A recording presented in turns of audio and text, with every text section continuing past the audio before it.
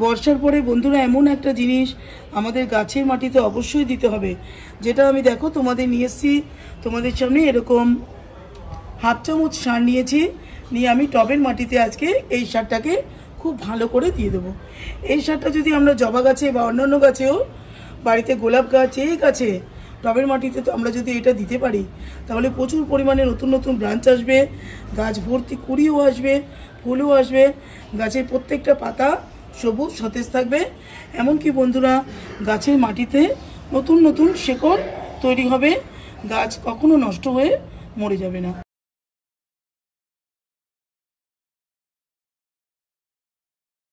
নমস্কার বন্ধুরা, বেদিক ইন্ডিয়ানে সকলকে স্বাগত। আজকে একটা জবা গাছের ভিডিও নিয়ে চলে এসেছি। জবা ফুল এই সেপ্টেম্বর মাস আসছে, প্রচুর পরিমাণে কিন্তু এখন গাছের ফুল ধরছে। যে বর্ষাটা গাছে বর্ষাকালে দেখো পুরো গাছটা অনেক পরিমাণে শাখা পোশাখা ছেড়েছে, নতুন নতুন যে ডালগুলো বেরোয় তাতে কিন্তু প্রত্যেকটা গাছে এইভাবেই ফুল আসতে থাকে। তো দেখো মাটির গাছটা তোমাদের দেখাচ্ছি যে কি পরিমাণে এখানে কুড়ি ধরেছে। প্রত্যেক দিন কিন্তু প্রায় 20-25টার মতো আমাকে এই যে মাটির গাছটা আছে বন্ধুরা, এটা থেকে আমি ফুল পাই। আজকে যে কাজটা আমি তোমাদের দেখাতে নিয়ে এসেছি, টবের গাছে খাবারটা প্রয়োগ করে দেখাবো, তাহলে কিন্তু টবের গাছে এরকম বার বৃদ্ধি হবে আর প্রচুর পরিমাণে আমরা সামনের দিনে ফুল নিতে পারবো। চলে এসেছি বন্ধুরা টবের কাছে তোমাদেরকে নিয়ে। দেখো এখানে ছোট ছোট টবের গাছ বন্ধুরা, আমার প্রচুর পরিমাণে বৃষ্টির জল পেয়ে গাছগুলো খুব বড় হয়েছে আর প্রত্যেকটা গাছের মধ্যে এইভাবে কুড়ি আসছে।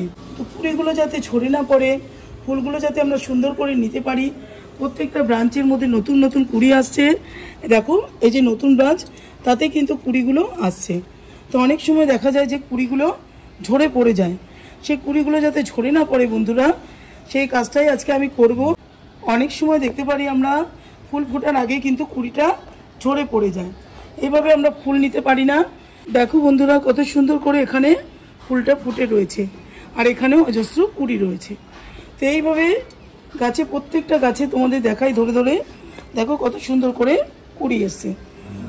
তো গাছে যদি আমরা প্রচুর পরিমাণে ফুল চাই, তাহলে কিন্তু আমাদের গাছকে যত্ন করতে হবে।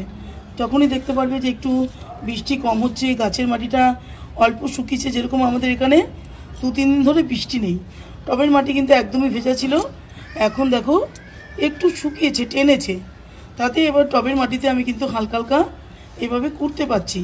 আর যদি একদম যদি ভেজা থাকতো, তাহলে কিন্তু আমি হালকা এটাকে কুড়ে দিতে পারতাম না। তো একটুখানি ভালো করে কুড়ে আমি আগাছাগুলো একটু পরিষ্কার করে নিয়ে যে সারটা আজকে আমি দেব, তাতে কিন্তু যে শিকড়গুলো ড্যামেজ হয়েছে, সেই শিকড়গুলো আবার পুনরায় গাছে তৈরি হবে। তো যদি গাছের মধ্যে আমরা প্রচুর পরিমাণে শিকড় আনতে পারি, নতুন শিকড়, তাহলে কিন্তু গাছ খুব সুন্দর করে বেঁচে থাকবে, গাছ নষ্ট হবে না, গাছের মাটিও খুব ভালো থাকবে। জবা গাছ কিন্তু বন্ধুরা ফসফেট জাতীয় সার পছন্দ করে না, পটাশ জাতীয় সার ব্যবহার করবে।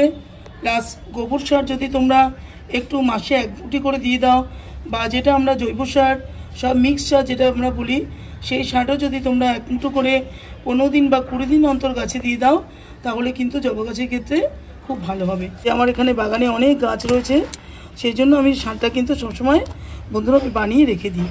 তো এইরকম 1 মুঠো সার নিয়ে এরকম 15 দিন 20 দিন অন্তর আমি গাছের গোড়াতে এইভাবে প্রয়োগ করে দিই। গাছের মাটিটাকে সুন্দর করে পরিষ্কার করে একটুখানি খুঁড়ে নিয়ে আমি 1 মুঠো সার এই টব অনুযায়ী 1 মুঠো দিয়ে দিলাম। তোমাদের যদি এর থেকে বড় টব থাকে, তাহলে সারের পরিমাণটা তোমরা বাড়িয়ে দিতে পারো। আমার এখানে 1 মুঠি দিলেই এটাতে হয়ে যাবে। বন্ধুরা দ্বিতীয় যে ইম্পর্টেন্ট জিনিসটা, বৃষ্টির পরে এটা কিন্তু আমাদের প্রত্যেকটা গাছের মধ্যেই দিতে হবে। এটা হচ্ছে হিউমিক অ্যাসিড, এটা কিন্তু জলে গুলে যায় সুন্দর করে। এটা টবের মাটিতেও দিতে পারো, কিন্তু সবসময় এটা গুলে দিলেই খুব ভালো হবে। এই এতটুকু আমি নিয়ে নিচ্ছি বন্ধুরা, দেখো এই চামচের হাফ চামচ নিয়ে নিচ্ছি। টবের মাটিতে আজকে এই সারটাকে খুব ভালো করে দিয়ে দেবো। এই সারটা যদি আমরা জবা গাছে বা অন্যান্য গাছেও, বাড়িতে গোলাপ গাছ, এই গাছে টবের মাটিতে তো আমরা যদি এটা দিতে পারি, তাহলে প্রচুর পরিমাণে নতুন নতুন ব্রাঞ্চ আসবে, গাছ ভর্তি কুড়িও আসবে, ফুলও আসবে, গাছের প্রত্যেকটা পাতা সবুজ সতেজ থাকবে। এমনকি বন্ধুরা গাছের মাটিতে নতুন নতুন শেকড় তৈরি হবে, গাছ কখনো নষ্ট হয়ে মরে যাবে না। তো যেই জিনিসটা আমি বন্ধুরা আজকে নিয়ে এসেছি, দেখো এখানে আমি জল নিয়ে নিয়েছি, একটা বোতলে প্রায় 250 ml মতো জল নিয়ে নিয়েছি। নিয়ে আমি পরিমাণ মতো এই সারটাকে এর সাথে গুলে দেবো। এটা দিলেই দেখতে পারবে সঙ্গে সঙ্গে এটা একটু পরেই গলতে শুরু করবে। দেখো আমি এটাকে দিয়ে দেওয়ার পরে এটা কিন্তু আপনি থেকেই বন্ধুরা গলতে শুরু করেছে। খুব ভালো একটা সার এটা। এটা কিন্তু অবশ্যই বৃষ্টির পরে তোমরা কিন্তু গাছের গোড়াতে এটা দেবে। তো বন্ধুরা দেখো আমি খুব ভালো করে সারটাকে দেওয়ার পরে গুলে নিয়েছি। একটু যাতে এর মধ্যে দানা না থাকে, একদম দেখতে পারবে প্লেন হয়ে গেছে। খুব ভালো করে বন্ধুরা আমি এটা গুলে নিয়েছি। তো এটাই আমি গাছের গোড়াতে আজকে প্রয়োগ করে দেব।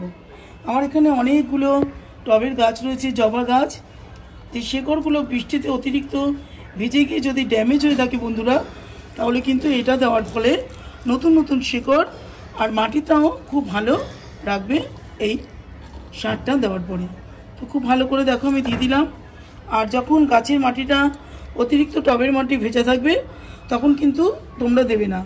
আমি কাজে তোমাদের দেখালাম যে এটা আমাদের এখানে 2 দিন ধরে বৃষ্টি হচ্ছে না, টবের মাটিটা হালকা শুকনো আছে। এই শুকনো অবস্থায় আমি কিন্তু সারটা আজকে প্রয়োগ করলাম। বর্ষার পরে যেই জিনিসটা তোমাদের আমি দিতে বললাম, এটা অবশ্যই গাছে দেবে। প্রচুর পরিমাণে ফুল আসবে গাছ ভর্তি। আর যে কুড়িগুলো ঝরে পড়ার সমস্যা হয়, সেটা কিন্তু একটা কুড়িও বন্ধুরা ঝরে পড়ে যাবে না। প্রত্যেকটা কুড়ি কিন্তু ফুলে রূপান্তরিত হবে। যে কাজটা আমাদের করতে হবে মাসে একবার, দেখো আমি তোমাদের দেখাচ্ছি, এটা হচ্ছে বায়োভিটা সিউইড এক্সট্রাক্ট। এটা কিন্তু অবশ্যই 1 লিটার জলে 1.5 ml মতো নিয়ে গাছের মধ্যে স্প্রে করবে।